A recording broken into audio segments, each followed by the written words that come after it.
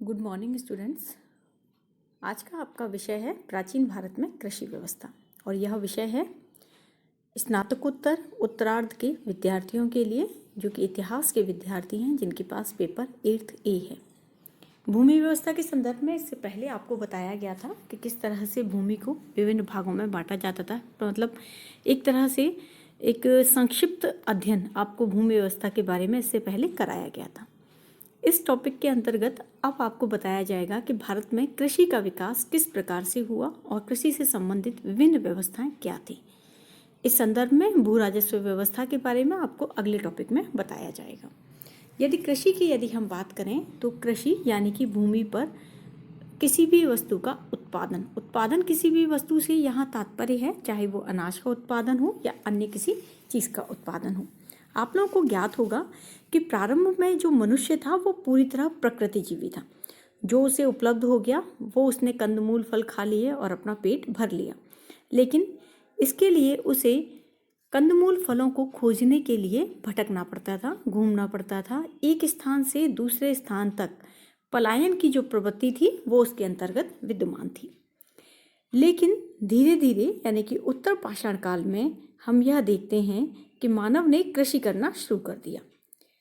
कृषि कैसे होती थी ये हम नहीं कह सकते कि हल की सहायता से होती थी अथवा नहीं, या हो सकता है कि लकड़ी के हल रहे हों और इसीलिए वो इस समय तक आते आते नष्ट हो गए हों। हम कह सकते हैं कि पत्थर के हंसिए का आविष्कार उन्होंने जरूर कर लिया था, जिससे अनाज काटा जाता था।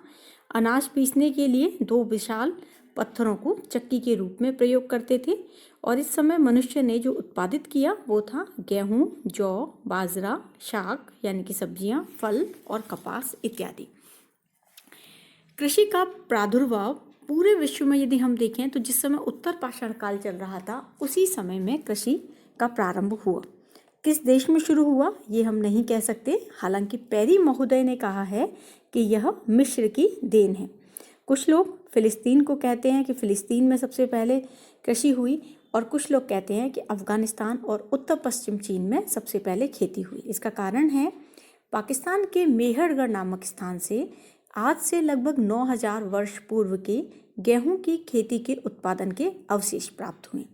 इसलिए कहा जाता है, कुछ लोग मानते हैं कि उत्तर पश्चिम भारत में यह मतलब खेती शुरू हुई। अब भारत में कृषि कर्म का जो ज्ञान है वो कहाँ से आया ये हम स्पष्ट नहीं कह सकते, लेकिन हम यह कह सकते हैं कि भारत में कृषि की जाती थी। अब हम बात करते हैं सिंधु सरस्वती सभ्यता के समय कृषि व्यवस्था।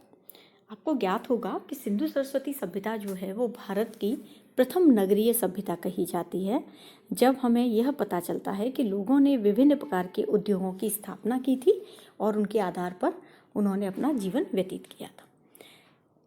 ये ध्यान रखिएगा कि प्राचीन काल में जितने भी उद्योग थे उनमें से अधिकांशतः उद्योग सभी किस पर डिपेंड थे, कृषि पर डिपेंड थे। और सिंधु सरस्वती सभ्यता की जब हम बात करते हैं तो सिंधु सरस्वती सभ्यता के जो अधिकांश नगर हैं वो कहाँ थे, नदियों के तट पर थे। नदियों के तट पर उन्हें स्थापित करने का कारण भी शायद यही रहा होगा कि कृषि के लिए उन्हें उपजाऊ भूमि प्राप्त हो जाए, सिंचाई की सुविधा उन्हें प्राप्त हो जाए। और हम यह भी देखते हैं कि सिंधु सरस्वती सभ्यता के जो उत्खनित स्थल हैं उन स्थलों को यदि हम अध्ययन करते हैं तो हम पाते हैं कि जलवायु की अनुकूलता, भूमि की उर्वरता और सिंचाई की सुविधाओं के अनुरूप विभिन्न फसलों का उत्पादन उन्होंने किया। नदियाँ भी थीं, वर्षा का जल भी था, तो सिंचाई भी अच्छी थी और इसके फलस्वरूप अच्छी खेती होती थी। खुदाई में हमें गेहूं और जौ दोनों के अवशेष प्राप्त हुए हैं और जिसमें जो गेहूं के अवशेष हमें प्राप्त हुए हैं वह पंजाब में आज भी उपजाया जाता है। हालांकि जो जौ के अवशेष हैं वो हमें पंजाब में आज नहीं प्राप्त होते। पर्याप्त रूप से जल मिल जाने के कारण सिंधु निवासी चावल का प्रयोग करते थे, चावल की खेती अच्छी तरह से करते थे। वे मटर और तिल की खेती भी करते थे। मोहनजोदड़ो से सूती कपड़े के अवशेष प्राप्त हुए हैं, तो हम ये कह सकते हैं कि यहाँ पर कपास की खेती भी की जाती थी। इसके अलावा खजूर, सरसों, राई, नारियल आदि की खेती भी होती थी। हड़प्पा में एक मिट्टी का पात्र मिला है जिस पर एक नारियल की आकृति की तरह वह बना हुआ है और दूसरे पात्रों पर केला, खजूर, अनार की आकृति मिली है।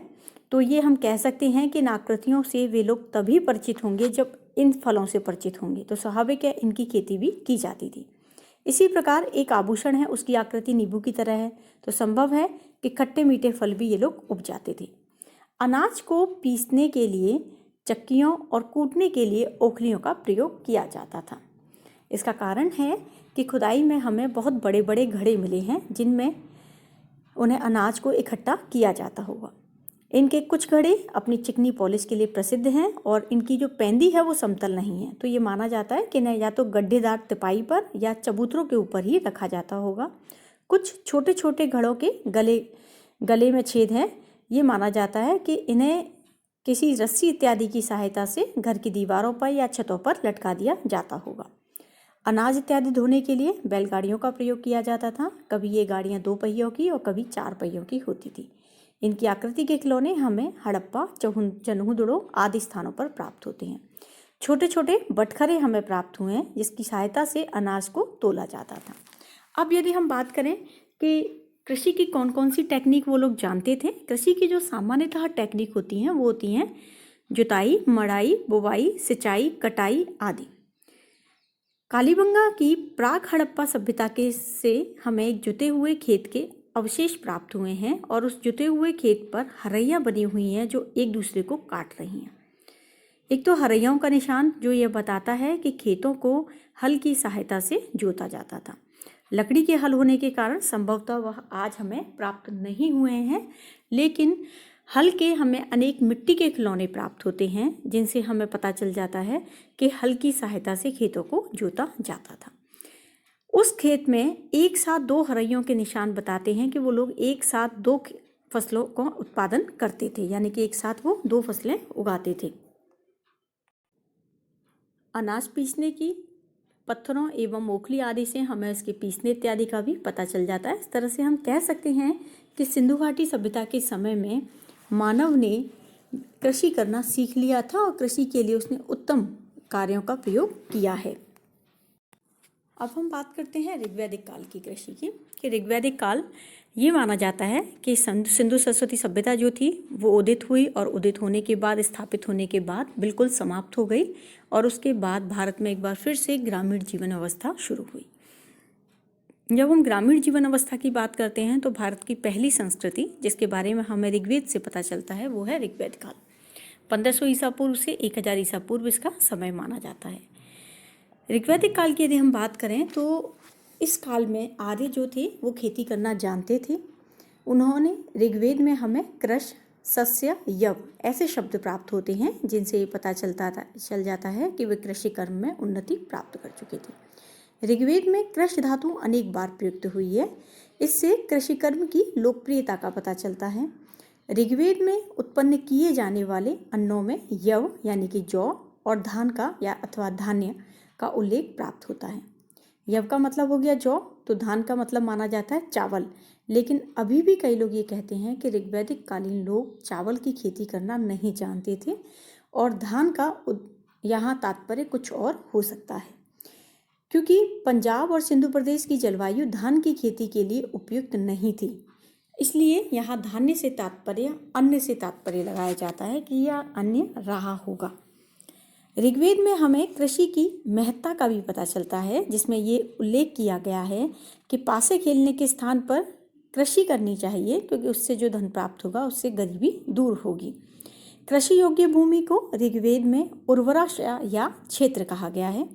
भूमि को जोतने के लिए हल का प्रयोग किया जाता था और हल के लिए ऋग्वेद में वृक, अर या लांगल इन शब्दों का प्रयोग किया गया है। हल में फाल लगा होता था जिसकी सहायता से भूमि को जोता जाता था। हल के बारे में ये कहा जाता है कि ऋग्वेद में प्रार्थना की गई है कि हमारे फाल सुखपूर्वक खेत का कर्षण किया करें और हलवाई सुखपूर्वक हल चलाया करें और पर्जन्य यानी बादल मधु के समान जल द्वारा हमें सुख पहुँचाएं।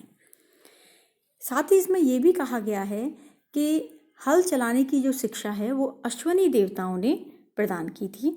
इसमें यह उल्लेख प्राप्त होता है कि अश्विन देवताओं ने मनु को हल चलाना और यव की खेती करना सिखाया था। इसमें बैलों द्वारा खींचे जाने वाले हल का प्रयोग भी हमें ऋग्वेद में प्राप्त होता है। उस काल में 6, 8 या 12 बैलों द्वारा संचालित हलों का प्रयोग किया जाता था। भूमि की जुताई की जाती थी हल की सहायता से, और भूमि की जुताई करने के पश्चात उसमें बीज बोए जाते थे, और बीज बोने के पश्चात उर्वरता बढ़ाने के लिए गोबर या गोबर की खाद, जिसे करीश कहा जाता है, उसका प्रयोग किया जाता था। हंसिए की सहायता से फसल को काटा जाता था, और इसके अलावा जब फसल इकट्ठी हो जाती थी तो अनाज को अलग अलग गट्ठरों में रखकर संग्रहालय को कहा गया है, खल में इकट्ठा कर दिया जाता था। खलिहान में अन्न को पीट कर झाड़ कर भूसे से अलग किया जाता था, और उसके बाद उसे छननी या सूप से छानकर शुद्ध अनाज प्राप्त किया जाता था, और उर्ध्वर से उसे नापकर सुरक्षा के लिए स्थिति बोलते हैं वो कोठे जहां अनाज को सुरक्षित रखा जाता था, वहां रख दिया जाता था। इससे हमें कृषि की सारी क्रियाओं के बारे में जानकारी प्राप्त हो जाती है कि किस तरह से जुताई, बुवाई, मड़ाई इत्यादि उस काल में की जाती थी। साधारणतः कृषक वर्षा जल पर निर्भर थे। ऋग्वेद में हमें स्थान स्थान पर वर्षा के लिए प्रार्थनाएं भी प्राप्त होती हैं कि ऋग्वैदिक आर्य जो थे वो अच्छी वर्षा के लिए, जिससे कि उनकी कृषि अच्छी हो सके, वो देवताओं की प्रार्थना इत्यादि करते थे। लेकिन इसके अलावा भी सिंचाई के कृत्रिम साधनों का विकास भी उन्होंने कर लिया था। ऋग्वेद में एक स्थल पर 2 प्रकार के जलों का उल्लेख प्राप्त होता है, स्वयंजा और खनित्रमा। स्वयंजा यानी कि स्वयं उत्पन्न जो जल है, जैसे नदी, नालों, वर्षा आदि का जल। ऐसे जल की सिंचाई में उपयोग करने के लिए आर्यों ने कुल्याएं अर्थात नहरों का निर्माण कर रखा था। खनित्रमा उस जल को कहा जाता था जिसे खोद कर प्राप्त किया जाए, जैसे कुएं का जल। ऋग्वेद में अनेक कुओं का उल्लेख मिलता है जिनका सिंचाई के लिए प्रयोग किया जाता था। रस्सी, डोल या रहट की सहायता से कुओं से पानी खींचा जाता था, और उसे खेतों में पहुंचाने के लिए नालियां, इन्हें सुसीधा कहा जाता है, बना दी जाती थी। रहट को चक्र भी कहा जाता है कि चक्र जो था उसके माध्यम से पानी खींचा जाता था। इसके अलावा कृषि के हमें अन्य उपकरणों का उल्लेख भी यहाँ प्राप्त होता है ऋग्वेद में। तो ये माना जाता है कि ऋग्वैदिक काल तक कृषि की जो प्रतिष्ठा थी वो स्थापित हो चुकी थी, और जिस व्यक्ति के पास जितनी भूमि, जितना अनाज होता था, वह व्यक्ति उतना ही समृद्धशाली कहा जाता था। परिवार के समस्त लोग कृषि कर्म में भाग लेते थे। इसके अलावा कौन कौन से इस समय में हमें प्राप्त होते हैं, यानी कि अनाज, जौ, धान्य, इनका उत्पादन किया जाता था। इसके अलावा जौ, गेहूँ, उड़द, तिल, मसूर आदि की खेती भी इस काल में की